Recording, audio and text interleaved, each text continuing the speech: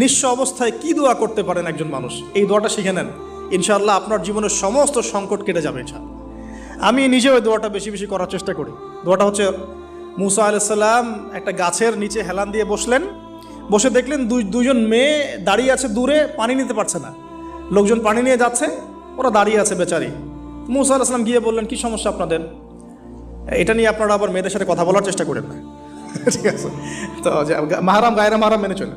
তারা বললেন যে আমাদের বাবা অনেক বৃদ্ধ মানুষ, আমরা পানি নিতে পারি না যতক্ষণ না আমাদের কম পানি নিয়ে চলে যায়। মুসা আলাইহিস সালাম তো একটু বললাম না, ফিজিক্যালি খুব স্ট্রং ছিলেন, থাকে না বডি বিল্ডার, সামনে গিয়ে কথা বলে সরো পানি নিতে দাও, তখন মানুষ একটু মূল্যায়ন করে না। তো মুসা আলাইহিস সালাম এভাবে পানি নিয়ে দিলেন এবং বাছুরদেরকে পানি পান করালেন, করিয়ে গাছের নিচে এসে বসে আছেন। বসে বসে তিনি দোয়া করছেন, এই যে দোয়াটা তিনি দোয়া করছেন, রব্বি, একটা নেক কাজ করলেন, নেক কাজ করলেন না, মানুষের উপকার করলেন, নেক কাজ করে এসে গাছের নিচে বসে দোয়া করছেন, আল্লাহ